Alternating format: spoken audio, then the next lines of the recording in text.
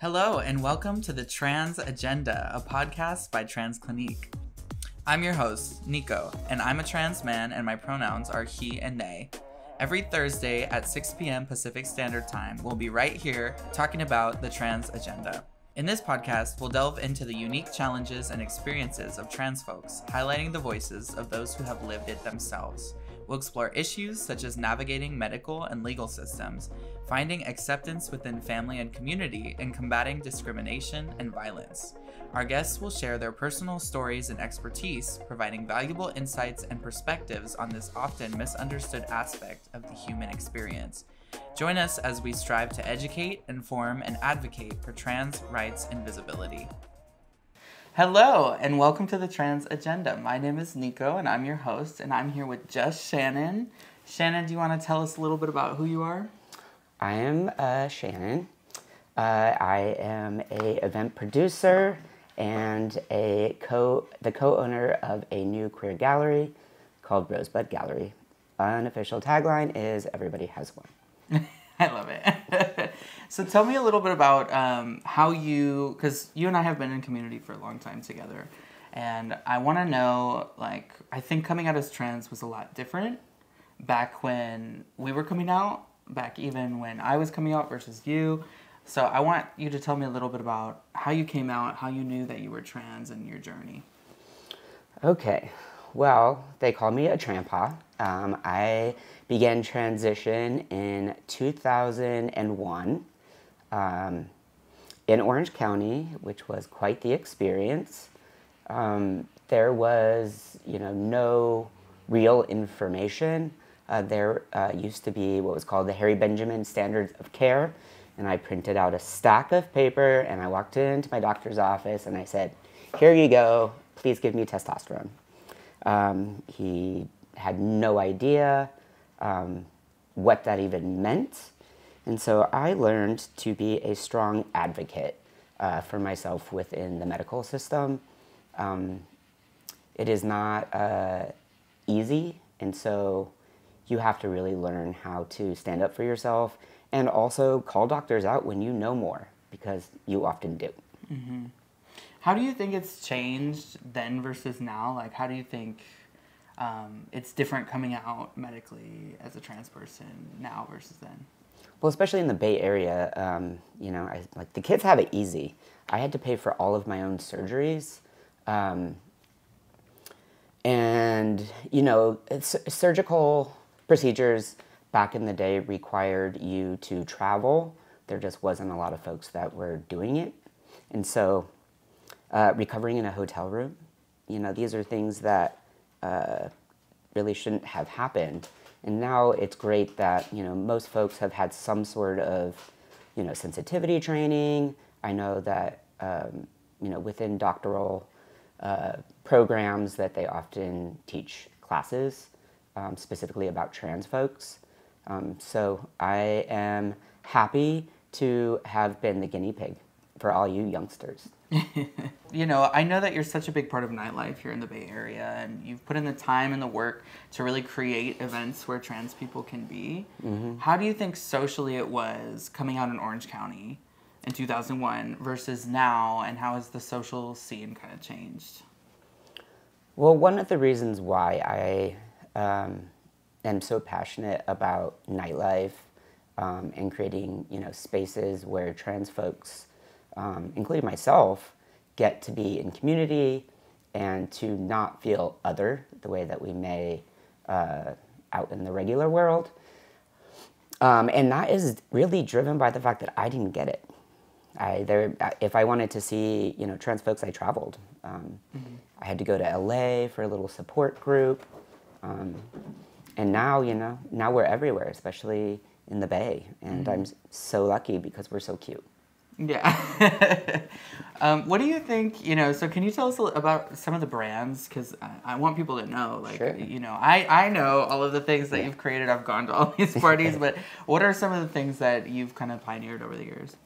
So the first event that I started producing was T4T.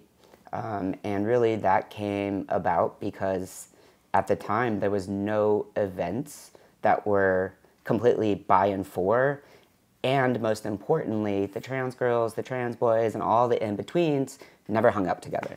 And as a hedonist, I want all of the things available to me at all times. So that party is really sweet. You know, people are just always like, you know, the trans joy is just like this magical, like really sweet experience. And then more recently, I started a new project, co-producing an event called QT Cruising, and we are a kink, a queer and trans kink party. So we center, you know, queer women, trans folks, sex workers, and it is a party that is both performance, dance, and also play. So that is a new one. It's really fun. It's taken me into some interesting new spaces. So I'm also a co-producer of a party called Deviance Adult Arcade, which is the official, unofficial, Folsom Indoor After Party. Our last one was I called it my big boy party. 5 floors, 2,000 people. I learned a lot. And now I have my new venture, which is a queer and trans owned gallery in the Tenderloin. And so we are highlighting emerging and established queer artists because we never get wall space. Yeah. And where do you see, you know, so you kind of have this like wide net of things that you're doing, like parties, kink, art. Like, how do you see all of those things fitting together and pushing the culture forward? You know, we are not a single entity in the sense of we all have a really wide variety of interest. And so, you know, all of my parties, the theme is creating opportunities for trans folks to thrive. Nothing makes me more happy than seeing like absolute freedom and joy of, you know, trans folks, queer women, just like all the folks that really don't we don't get our own space. And so that is really important to me, as is paying trans folks. Absolutely. I love to give us money. Absolutely. You know, and I'm thinking about what you said about queer women and trans people, and a lot of my own work centers around that as well. Yes. And it can be very, shall I say, disenfranchising to go up against the world and have these ideas that you see other people having these ideas and they're going so far. But for you, as a queer woman or a trans person, and just for some reason there's a stop, right? Right. Things are harder, they're against the grain. What advice would you have for any young person who has an idea, is very excited, maybe they want to open, you know, a gymnasium or whatever? What advice would you have? 95% of the problem is people not believing in themselves. And, you know, as somebody who was socialized female, you know, you tend to be nervous and anxious and step back. But, you know, show up like you own the place. So when I go in to negotiate a lease or try to do a walkthrough to find a new venue, you know, I walk in. All right, what are we going to do? Let's do it. You're going to be on board. I'm on board. Let's get everybody else on board. And that's it. You got to learn to advocate for yourself. And I think that's something that we all really struggle with. The older I get, the more sassy I get. I thought that, you know, getting old was going to be great because, you know, you don't have to give a bleep. And I expected that, you know, at like 60, but luckily for me, that kicked in a little early. I love that. The beauty of transit, I mean, it's so powerful for me even to see somebody who has gone through, like I'm 26 now. It's powerful for me to see people growing up because we don't get that. I just did an interview with the American Marketing Association, and they were like, what's important? And I said, literally just the most mundane things, trans people doing them and growing up, because we don't get to see that. Yes, absolutely. You know, I didn't really grow up, you know, prior to moving to San Francisco when I was 25, I didn't have role models. I didn't have a community. And so I think one of the best things, and, you're great at this. It's just like gathering, There is so much strength in numbers. So get your people, Any projects, I've never done a solo project. All of my projects are collaborations. And that's one thing that makes things a lot easier for success. You can support each other. I'm like terrible at graphics. I'm terrible at anything related to like a printer or technology, but I have people, and that is a wonderful thing and the only reason why I've ever been able to do anything successful. And even though you don't know anything about printers, which, I feel like there was a whole period of my life where I had to learn about printers. But, you're very good at, fundraising. You're great at setting up walkthroughs. Like, I feel like those are so many hard skills that trans people oftentimes just don't have access to. We don't know how to do it. It's definitely something that I had a great learning curve with. Anything that I've ever been to of yours, you always have like the press there, you always have like the city people there. How do you feel like you learned how to speak that language? It definitely was a language. And I think part of it was, when I opened a queer bar, it was the biggest project I had ever done. A 4,000 square foot bar, restaurant, nightclub. And we had to go through 7 different permitting processes just for our liquor license and entertainment license. So that's 7 different people coming from the city. They're all different. One will say one thing, another will say another thing. But what really taught me to fight back is being responsible. We had 23 queer staff, so when I had a problem with my liquor license, a friend recommended reaching out to our gay senator, Scott Wiener, and I was like, what does a state senator care about my little bar in the Mission? So I was like, emailed, and I was like, is it Senator Wiener? Like, I don't even know how to address this person. So I just fired off this we're a queer and trans bar trying to open in the Mission, and we have problems with our liquor license. And that kind of thrust me. They came out. They were really, they helped us get it in 24 hours, which was, according to my lovely, kooky lawyer who's been in San Francisco for 30 plus years and knows all the history and has worked with all the bars. He was like, I have never seen that, ever. So that introduced me to politics in a way where I was like, this is actually really important and useful. It's like a tool.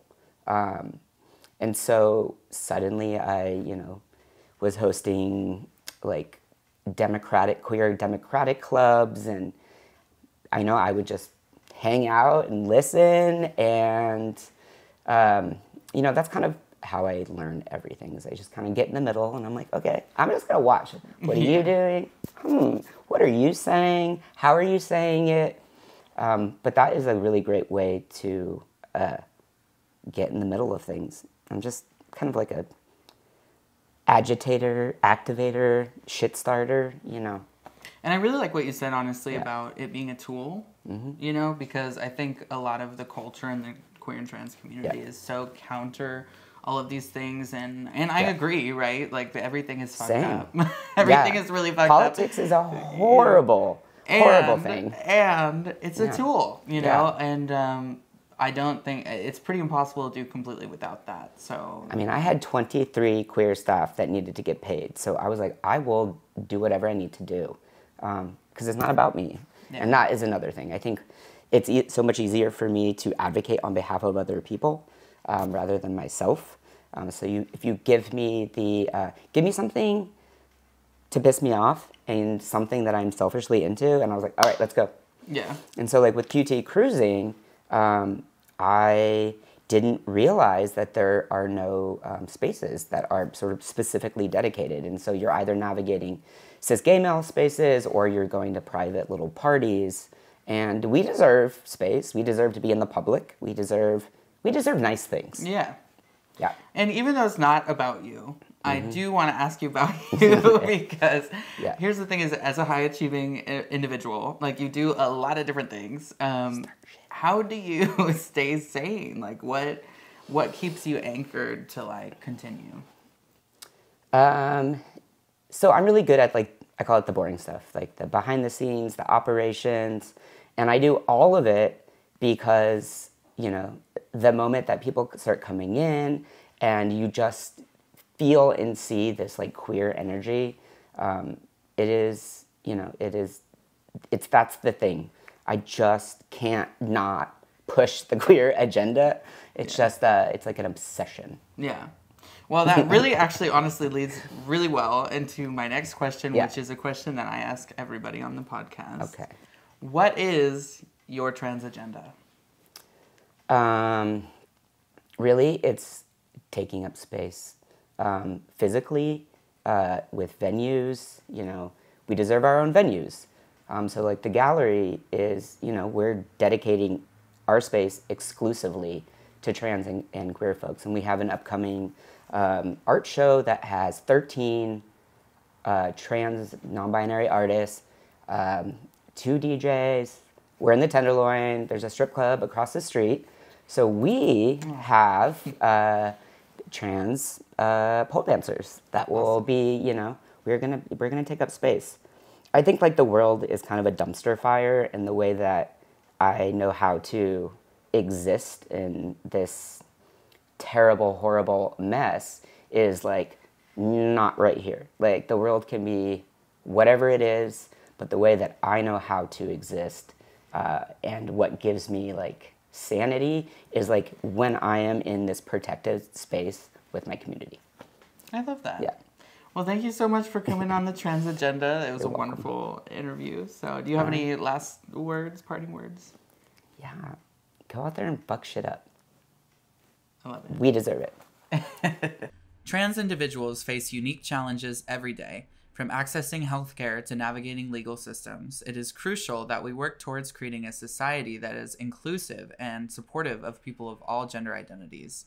This means advocating for policies and practices that prioritize the health and well-being of trans individuals, as well as challenging discriminatory attitudes and behaviors where they exist.